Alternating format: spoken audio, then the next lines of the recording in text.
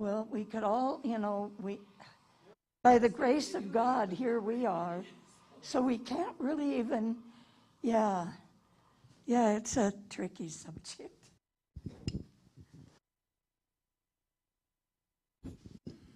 All right, now I'm going to kind of wrap this up here. I'm going to change one word here. I'm going to go from the law of Moses to the word Torah. So, yeah, just a minute. When we run across it, you'll recognize it. Salvation is found not in Israel's law, but in Israel's Messiah. You're going to find that. Okay, that's Jesus, of course. With the result that all are one in Jesus Christ. That's from Galatians 3:28. It cannot be tied to the legal obligations of the Torah, since all these had the function of separating Israel from the nations. But with the dawn of Messianic times, neither circumcision nor uncircumcision counts as a badge that identifies members of the family of God. The gift of faith expressed in baptism, that's from Romans 6:1-4 here, it's what counts, since it gives entrance into the Lord's covenant community, regardless of one's race or prior religious affiliation. So it's again, it's all these, a lot of other things such, and what is really important is baptism. That's why right after Pentecost, they went out and people, confessed their sins and were baptized. So that's what's important there. And now we will have the video. I think it's like number 5.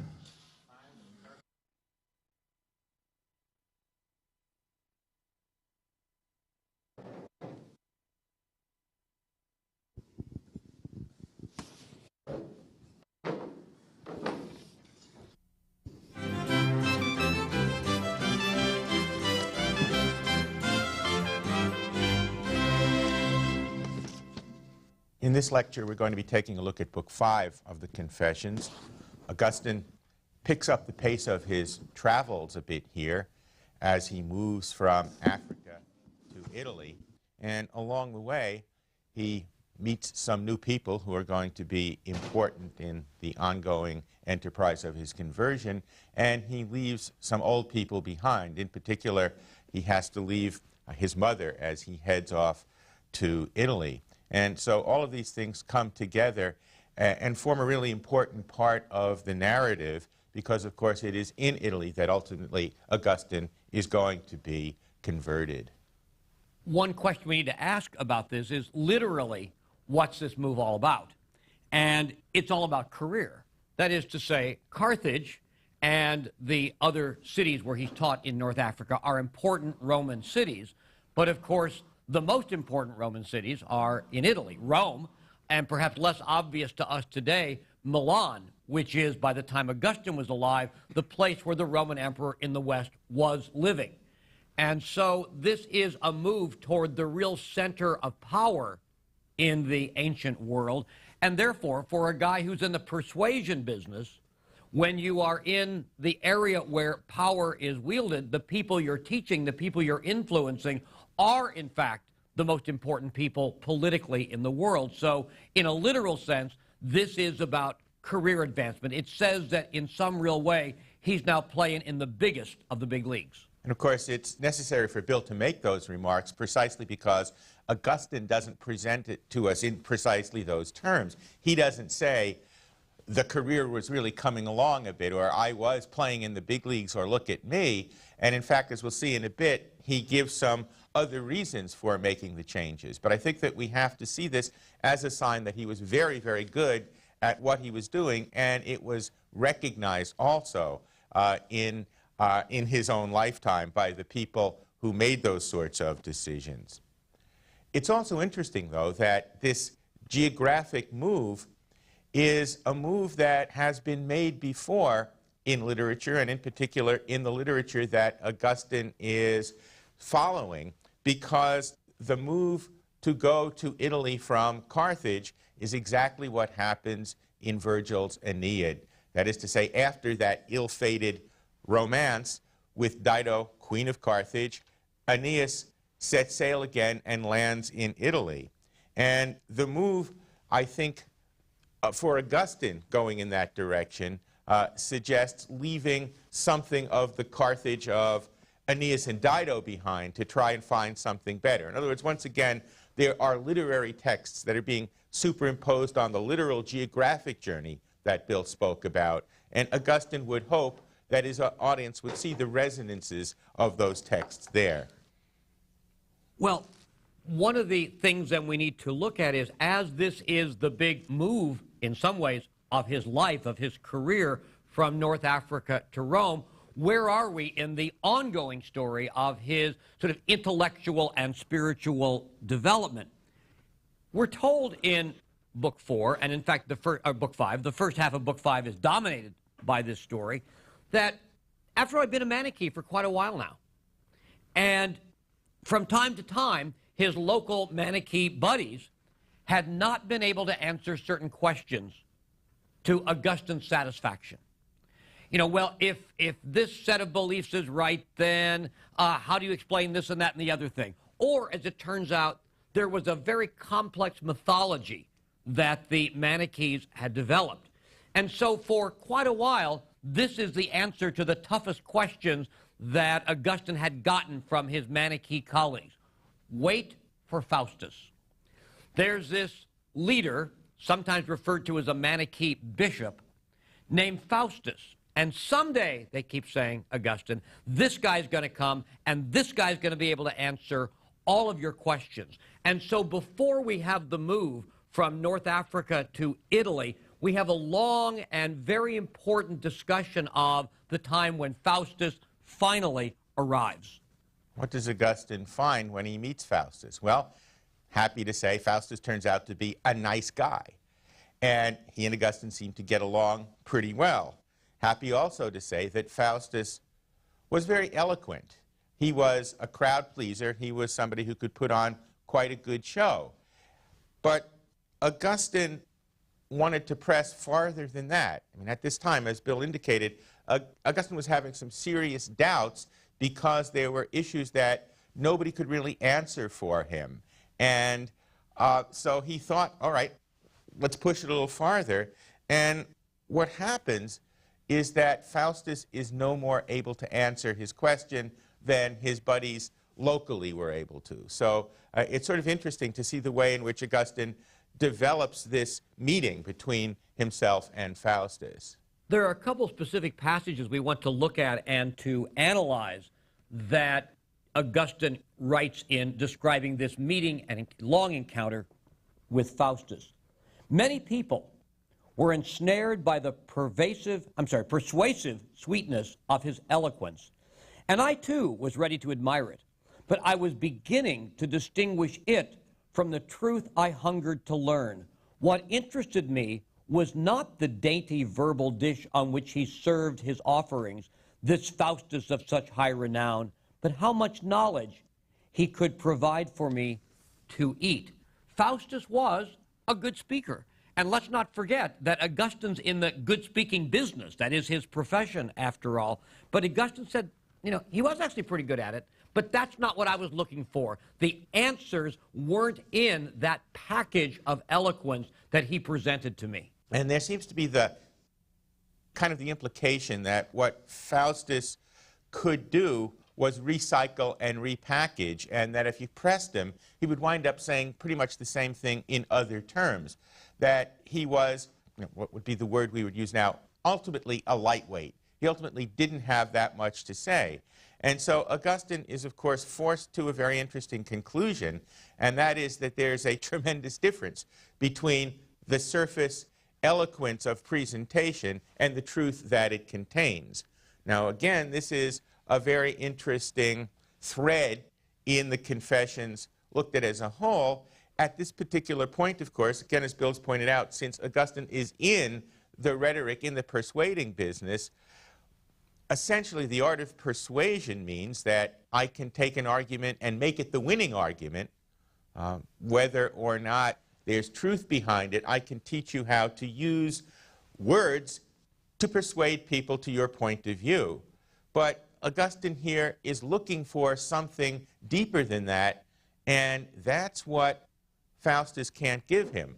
What we're moving toward, of course, is that Augustine obviously is going to have to reflect on this as it applies to his own career, a reflection that is going to lead to some changes a long time down the road. But for now, what happens is that by the time he's finished with Faustus, he's pretty sure that the Manichees are not the answer, that all of those doubts that he's had for a long time, he now realizes that they are not going to in any way be resolved.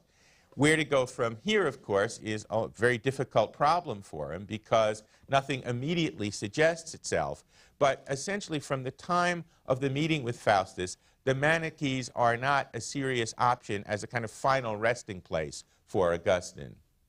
One way to contextualize this important event is to look back all the way really to Book 1 at the beginning of Augustine's schooling. Because as we said at that time, a lot of what we're going to be looking at is how Augustine reads, and of course not just literally reads words on the page, but here reads the words that Faustus speaks. We know, for example, that he was sort of good at the plot of the Aeneid, but that he couldn't relate it to himself. We know that he responded negatively to the Bible in Book 3 because it wasn't as elegant as the prose of Cicero that had led him there, as it turns out. So learning to make this distinction between surface and substance is central to Augustine's career from here on out. Again, let's let him speak for himself. The content of Faustus's comments, the content did not seem better to me for being presented, nor true because skillfully expressed, nor the man wise of soul because he had a handsome face and a graceful turn of speech. Well, one could take that passage and say, wow, didn't Augustine just condemn his own profession? His own, how I package things is what matters, that is the heart of his own teaching. So this is an extraordinarily important conclusion, and as we will see a little bit later on, it's going to be a conclusion that is pushed forward even more by events that happen when he gets to Italy. But this distinction that he says he's beginning to make is a central one. I would make another point about Augustine's, well, shall we say, disappointment with Manichaeism. One of the things that he discovers in studying Manichaean myth and Manichaean teachings all these years is, well, okay, it's a system in which you have to sort of accept some things without absolute proof. But what Augustine notices is that in a lot of what the Manichaeans say, they get their fact wrong. They've got some science wrong, in particular, in their mythology.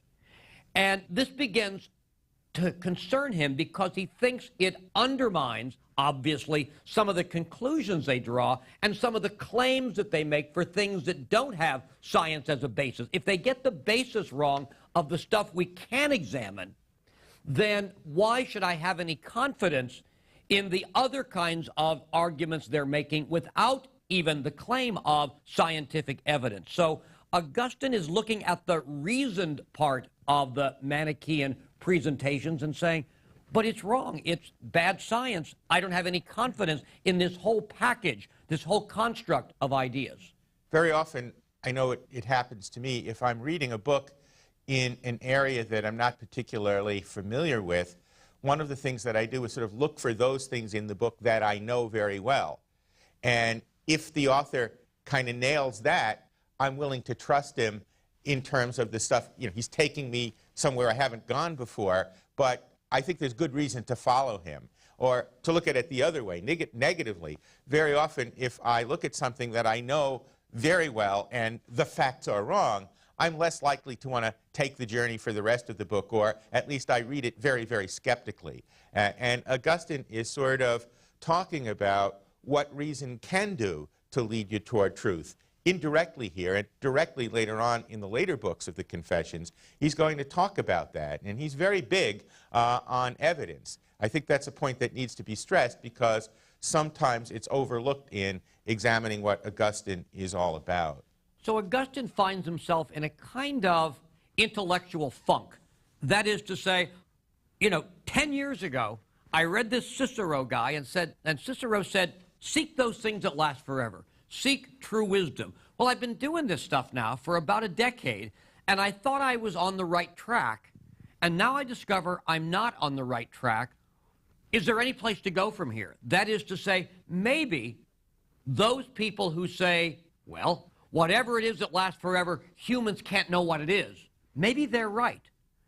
In other words, in sort of a literal sense of the word, he's going through a kind of agnostic phase. Is it possible to know what it is I want to know? He's not doubting there are truths that last forever. He's doubting whether any human being is capable of knowing those truths. And so that's also part of the background to him leaving for Italy. We can then understand how, in some sense, even though he does still hook up again with the Manichees for a while in Italy, Italy is not just a career advancement. In some ways, it also gives him a chance to step back a little bit, removing himself from the particular group of Manichees he's been in all of these years and rethinking things a little more broadly than he had for a while. And if you look at it from that point of view, when he gets to Italy, the folks that he's going to learn from are people with Christian leanings, and in particular, the great Bishop Ambrose. He doesn't go there for that reason.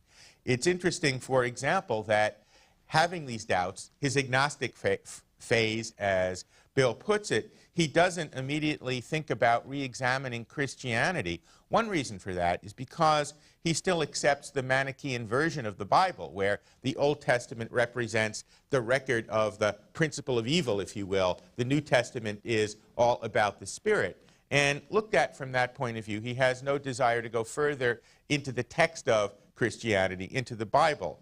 But when he does go to Rome, the seat of Christianity in the West, what's going to happen is that he's going to, when he goes to Italy, he's going to find folks who have a better account of Christianity.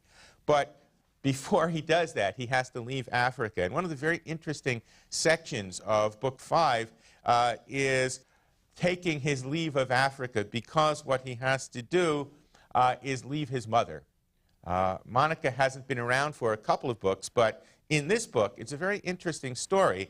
I'm not sure exactly what to do with it, but essentially, because Monica doesn't particularly want him to go, he sneaks away, kind of in the middle of the night, to go and sort of make his way in the world without her immediate knowledge. One thing to think about, one thing to ponder, is that there is another echo of the way in which Aeneas leaves Dido.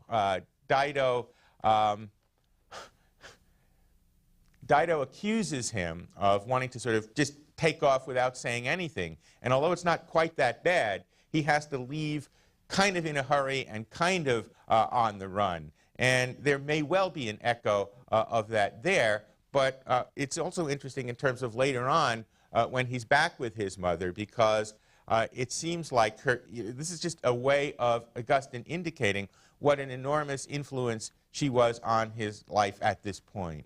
It also says something, this sneaking away, and in fact he tells a fib to his mother as a way of sort of getting away from her so he can hop on the boat and head to Italy. And again, if we remember what we said at the beginning of the lecture, that this was largely career advancement, this movement to Italy, what does this say about Augustine's values at the time? This guy that's been wrestling with eternal wisdom for a century, what does it say about a guy who, for sort of greater worldly status and we would say a better teaching situation, if you will, he sneaks off from his home by sort of deceiving his mother? What does that say about his values, that he is more devoted in some sense to these students he's not yet met than he is to the person who gave him birth? And if you take our model that we suggested earlier, that the human relationships we have, that is to say, as citizen, as member of a Christian community later on, and whatever, are all rooted in those fundamental relationships of family and friend. He doesn't seem to know that yet. That in other words, that relationship with Monica doesn't in fact, dominate the way he understands himself, and certainly he doesn't treat her very well. He treats better those people he's going to serve as their professor for pay. So, professor for pay, but the interesting thing is that even though we've argued that this is kind of a career move for Augustine, it's a career move in a particular way. He doesn't go there for more money, and he doesn't go there even for more fame. He goes to Rome because he hears that students are better there in the sense of less rowdy. Okay? A very interesting notion. Augustine, the Augustine who has become the monumental figure trying to keep students in their desk, at their desk, and trying to keep them from throwing spitballs at each other and stuff like that. He almost presents it in those terms. So he says, I hear the students are better at Rome. I'm going to go there. He goes and he finds out that, yes, in point of fact, they are better students, but there's just this one little minor detail, and that is that they tend not to pay, or they tend to find ways to cheat their teachers out of their pay. It's sort of interesting to show the difference between the educational system and our own. What a riot it would be if universities worked on the same principle, that we that we sort of offer a course, and at the end of the course, all the students have to come up and pay us some money. I'm not sure what that would do, but it would make things really, really, really interesting in America. And what it made Augustine was very upset. He found out that he wasn't getting paid what he thought he ought to be paid, and it turns out that he decides to move on. In other words, it was the fact that he wasn't getting paid that causes Augustine to move from Rome to Milan. And basically, a job comes up in Milan. The translation calls it Master of Rhetoric. That's a pretty classy sounding job when, again, we remember that Milan is the imperial residence by this time. And so Augustine takes advantage of this opportunity and moves to Milan. He has now gone from the historical center of the Roman Empire to the current political center of the Roman Empire. Once again, it's not a bad move. The buildings might not be as pretty. There may not be as many historical residences when you walk down the street of Milan as there are when you walk through the streets of Rome, but he's got a damn good job. And while he settles in Rome, he decides to go on, I guess what we could call today, a professional development field trip, because he has heard that the Christian bishop of Milan, a guy named Ambrose, is a fabulous speaker, a great rhetorician. And so Augustine sort of goes out and gets in the habit of going to hear Ambrose because, well, you are teaching rhetoric. You're still learning as you're teaching. I'm going to see, A, if this guy's as good as they say he is. Remember what happened with Faustus. And B, if he is, I'm going to pick up some tricks of the trade. I'm going to be able to become a better teacher of rhetoric for having watched the very best practitioners. And so Augustine has a series of important encounters with Bishop Ambrose. At this point, we might say a little bit about Bishop Ambrose. It's important to keep in mind that he was a very significant figure in Christian history in his own right.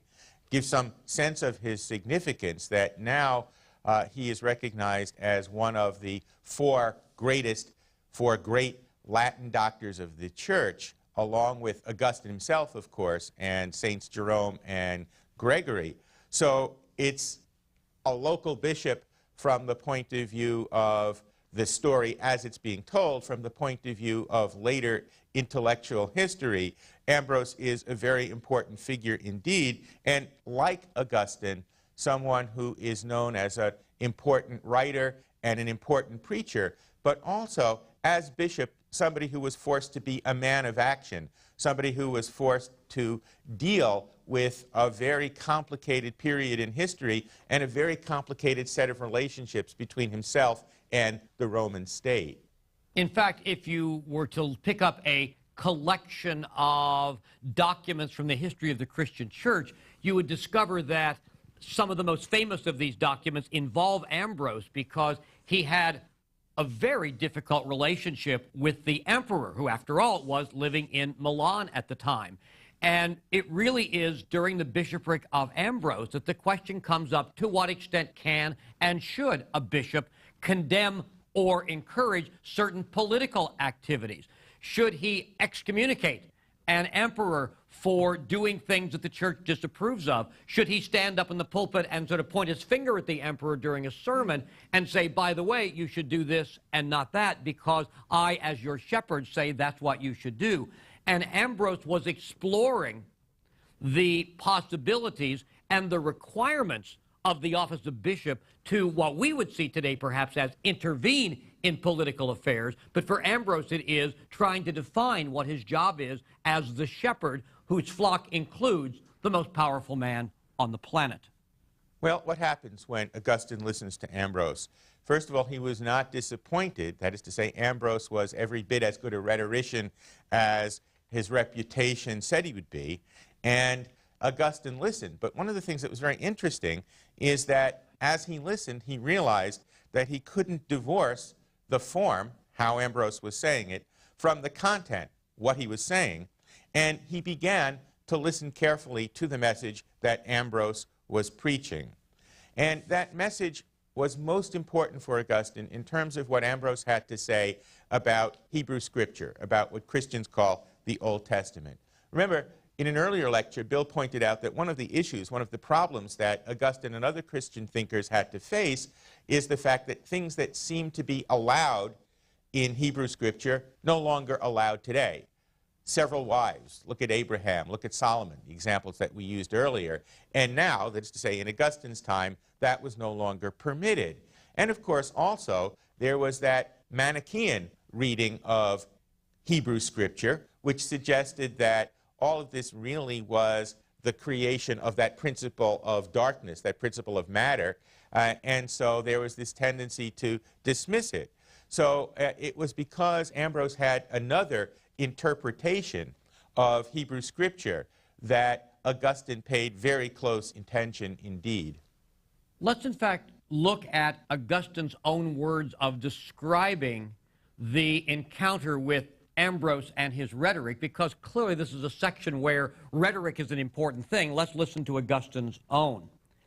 I was taking no trouble to learn from what Ambrose was saying, but interested only in listening to how he said it.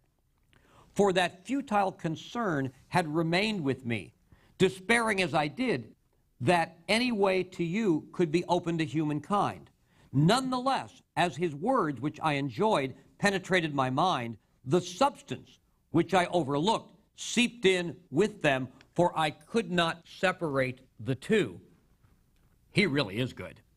He is so good, in fact, that while Augustine is simply there to study form, the form and content were so intimately bound up to one another, inextricably bound together, that I couldn't keep myself from paying attention to the content of what he had to say. That's how good Ambrose was.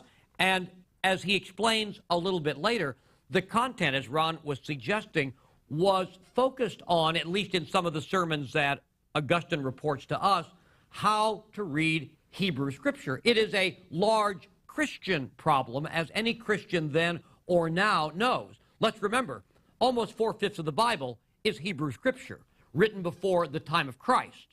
And therefore, for Christians, it's always been both a great source and a kind of problem. Because, well, to put it in the simplest terms, today, just about every Christian would agree that Christians are bound by, let's say, the Ten Commandments, which are in the Hebrew Scripture, but not bound by the dietary regulations, which are also in Hebrew Scripture. So how one deals with this body of 80% of the Christian Bible being pre-Christian in a real sense is something that not only Augustine wrestled with, that all Christians have. And so this is Augustine saying, that's hard.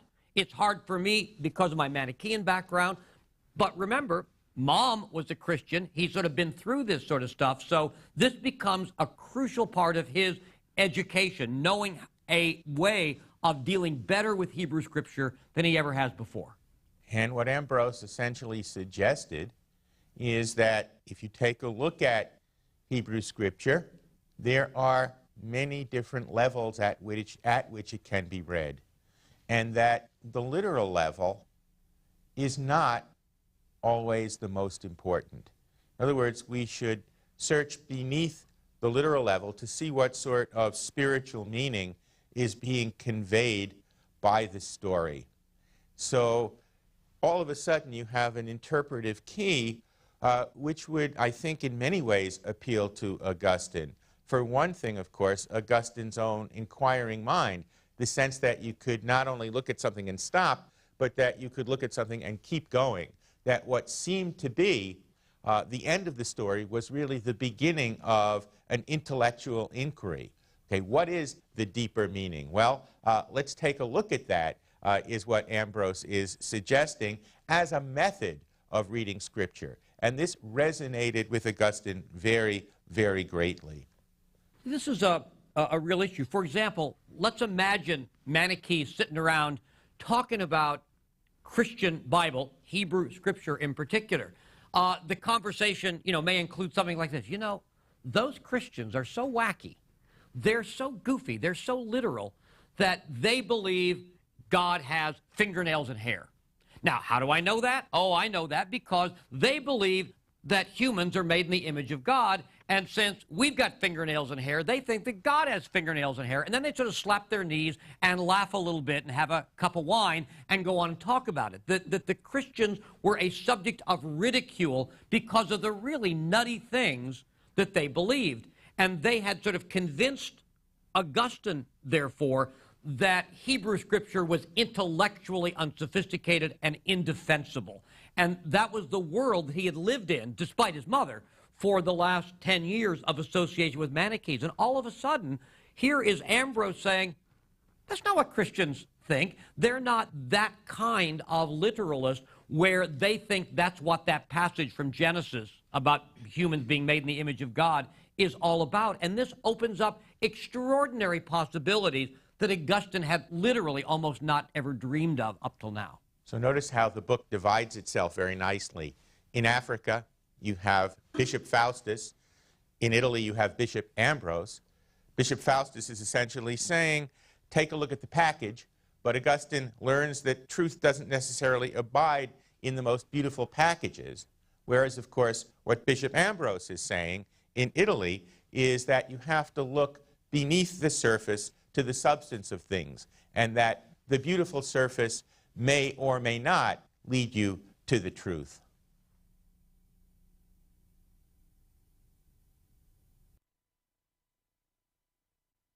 Okay, I just want to go over a few things that you may or may not be aware of. He's talking about the Aeneas, who was one of the main character of the Aeneid by Virgil. And that has to do with the founding of Rome, where they believed that Aeneas was one of the leaders of the Trojans, and in the sacking of Troy by the Greeks, some of the Trojans left and then voyaged on down through the Mediterranean. Aeneas then had an affair with Dido, Dido was the queen of Carthage. Again, he leaves. She commits suicide. Similar to, again, here with, although Monica is a Christian, she's not going to commit suicide. That's a big sin. But he takes off for Rome. Christ, of course, is staying with Mary all the way till death, and he assigns her to John. A much stronger bond of family life, obviously, with the Christians than the pagans like Aeneas.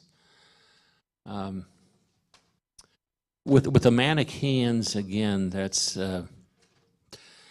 one of these philosophies where they kind of divide matter and soul and kind of separate the two. We obviously don't. God created us both body and soul together. And that's going to crop up later on. I mean, that philosophy never dies. It comes back in with the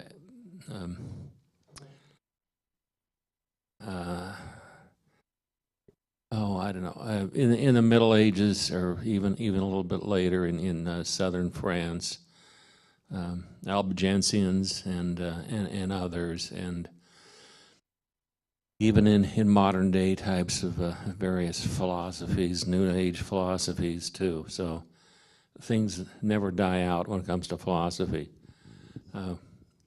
Any questions? Any other things that were brought up about Augustine or even what we're studying now? Okay, next time around, we're going to go into the questions on chapter 3, page 44, I believe it is, and we'll go over that, and then again I'll do more, actually probably some more reading out of Scott Hahn's book here on Romans, and like I say, don't panic.